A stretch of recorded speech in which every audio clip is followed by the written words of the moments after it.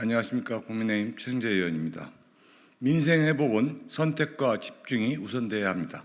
선택과 집중 원칙으로 취약계층인 소상공인 자영업자들에 대한 집중적인 지원으로 진정한 민생 회복에 나서야 할 것입니다.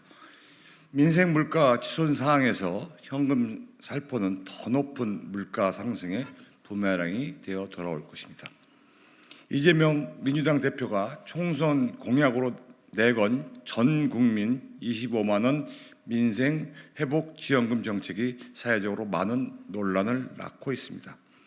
국가 재정과 물가 상승 압력은 아랑곳도 않은 채 총선 때마다 매표 행위로 재미를 본 전국민 재난지원금 시즌2를 밀어붙이는 이재명 대표와 민주당은 설익은 포퓰리즘 정책을 철회하고 책임 있는 공당으로서 보다 근본적인 민생 회복 대책을 강구해야 할 것입니다. 이재명 대표와 민주당은 퍼주기 매표 공약을 관철시키기 위해 툭하면 소상공인 자영업자 경기 회복을 핑계로 보편적 전국민 지원금 카드를 꺼내들고 있습니다. 민주당은 지난해 국가 채무가 역대 최대를 기록하는 등 어려운 재정 여건에서 무리한 주장을 앵무새처럼 되풀이할 것이 아니라 선택과 집중으로 어려운 민생 위기에 근본적인 물꼬를 트는 데 집중해야 할 것입니다. 현재 민생 최우선 과제는 물가를 안정시키고 소비를 증대시키는 데 있다 할 것입니다. 고물가, 고환율, 고금리 등 3고 현상으로 장바구니 물가가 급격히 오른 상황에서 총선 당시 매표 공약을 밀어붙여 13조 원의 현금을 살포한다면 고스란히 물가 상승 압력과 금리 인상으로 되돌아올 수밖에 없습니다. 형편이 괜찮은 사람들은 모르겠지만 정작 형편이 어려운 취약계층인 소상공인 자영업자들은 현재 적은 돈만 받고 향후 큰 돈이 나가는 상황이 벌어질 수밖에 없을 것입니다. 25만 원 현금 살포로 정작 현재 민생 경제의 가장 큰 리스크인 물가를 자극할 수밖에 없어 되려 소상공인 자영업자를 비롯한 취약계층의 생존에 위협이 되는 부메랑으로 되돌아올 가능성이 있습니다. 코로나 사태 당시 지급했던 전국민 재난지원금은 정작 소비 진작 효과가 미미했다는 분석이 줄을 잇고 있습니다. 문재인 정부 당시 국책연구원인 한국개발연구원 KDI 2020년 발표한 긴급 재난지원금 정책의 효과와 시사점 보고서에 따르면 재난지원금 지급에 따른 소비 증대 효과는 0.26에서 0.36배 정도로 100만 원을 받았을 때 추가 소비로 이어진 것은 불과 26만에서 36만 원에 불과하다는 것이 연구 결과로 이미 나와 있습니다. 또한 2022년 말 발표된 서울연구원의 코로나의 서울 자영업 영향과 보편적 재난지원금 효과 보고서에 따르면 보편적 재난지원금이 정작 타격을 크게 입은 음식점, 주점 등 대면 서비스 업종에서는 수혜가 가지 않았다는 연구 결과도 나와 있습니다. 코로나 사태로 직격탄을 맞은 소상공인 자영업자의 손실보전 수단으로는 적합하지 않았다는 분석이 연구 결론으로 제시되었습니다. 이 보고서는 업종별 매출 감소율과 같은 기준을 적용해서 선별적으로 지원하겠다는 것이 자영업 매출 손실 보전에 더 크게 효과적이고 공평한 결과를 가져다 줄 수 있을 것이라고 지적했습니다.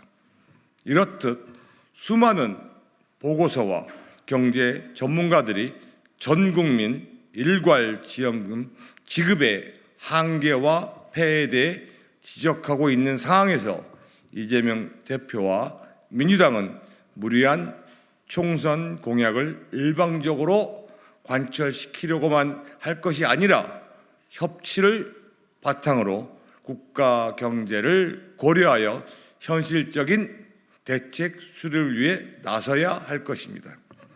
민생 위기 극복 차원에서 추경이 필요하다면 무엇보다 코로나 사태의 직접 당사자로 아직도 코로나 사태의 터널에서 헤어나오지 못하고 있는 소상공인 자영업자들에 대한 집중적인 지원책이 우선되어야 마땅할 것입니다.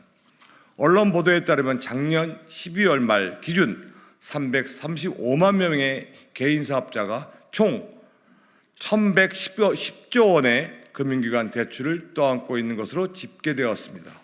특히 3개월 이상 연체 금액은 27조 383억 원으로 전년 9조 892억 원 대비 49.7%나 급증했습니다. 빚을 내어 돌려막기로 겨우 버텨온 소상공인 자영업자들의 속절없이 무너지고 있는 것입니다. 지원이 절실하게 필요한 분들에게 선택과 집중으로 단비를 내려 진정한 민생 회복에 나서야 할 때가 바로 지금입니다. 상황이 이러한데도 국가 재정은 아랑곳 안 한 채 국회의원들이나 재벌이나 취약계층이나 똑같이 돈을 나눠 소비 진작을 유도하겠다는 것이 이재명 대표의 퍼주기 정책은 되려 물가 상승의 부메랑이 되어 소상공인 자영업자들에게는 근본적인 체력만 악화시킬 것입니다. 일시적으로 설익은 포퓰리즘 정책이 남발된다면 현재의 고착화된 민생 위기를 극복하기는커녕 더욱 악화시킬 수밖에 없음을 분명히 지적하고자 합니다. 민생 회복 자금이 필요하다면 선택과 집중의 원칙을 우선하는 것이 중요합니다. 적재, 적소의 원칙으로 반드시 지원이 절실한 소상공인 자영업자를 비롯한 취약계층에게 지원이 돌아가야 마땅할 것입니다. 빚의 굴레에 허덕이는 소상공인 자영업자들에 대한 대대적인 원리금 감면, 대출이자 탕감, 전기료 등 공과금 감면, 더 나아가서 부가세를 비롯한 한시적인 세금 부담 완화 등 실질적으로 소상공인 자영업자들이 체감할 수 있는 대책으로 진정한 소비 진작과 민생 회복에 나서야 할 때입니다. 코로나 사태 당시 무원칙한 정치 방역으로 장사를 못하게 손발을 묶어놓고도 손실보상 소급 적용을 끝끝내 외면한 채 전국민 재난지원금 살포로 국민들을 현혹시키며 소상공인 자영업자들에게는 현재까지 돌이킬 수 없는 막대한 피해를 안겨준 민주당은 소상공인 자영업자들에 대하여 사죄에 나서야 하며 이분들에 대한 집중적인 지원에 나서야 할 것입니다. 코로나 사태 당시 제가 제기한 바 있는 한시적 소상공인 생존 자금과 같은 특단의 대책을 외면하고 그 효과도 미미한 전국민 재난지원금으로 국민들을 현혹한 민주당은 지금이라도 소상공인 자영업자들에게 생존 자금에 준하는 특단의 지원에 나서야 할 것입니다. 이재명 대표와 민주당은 민주노총조차 사상 초유의 고물가 시대에 그 후가를 고려치 않은 포퓰리즘 정책을 내놓고 민생을 운운한다라며 거대 야당 비판에 나선 현재의 상황을 돌아봐야 할 것입니다. 민주당은 자기들의 입맛에 맞는 법안들만 골라 5월 국회에서 선별적으로 통과시키려는 야욕을 버려야 할 것입니다. 민주당이 협치에 기반해 정부 여당과 머리를 맞대고 이번 5월 국회가 소상공인 자영업자를 비롯한 취약계층의 민생이 진정으로 회복되는 정기를 만들 수 있도록 논의의 장에 임할 것을 촉구합니다. 이번 21대 마지막인 5월 국회가 선택과 집중의 원칙을 바탕으로 소상공인 자영업자들에게 단비를 내려줄 수 있는 마지막 기회임을 정치권이 자각하고 정쟁으로 첨절된 21대 국회가 마지막에 남아 민생국회 본연의 모습을 보여줄 것을 촉구하는 바입니다.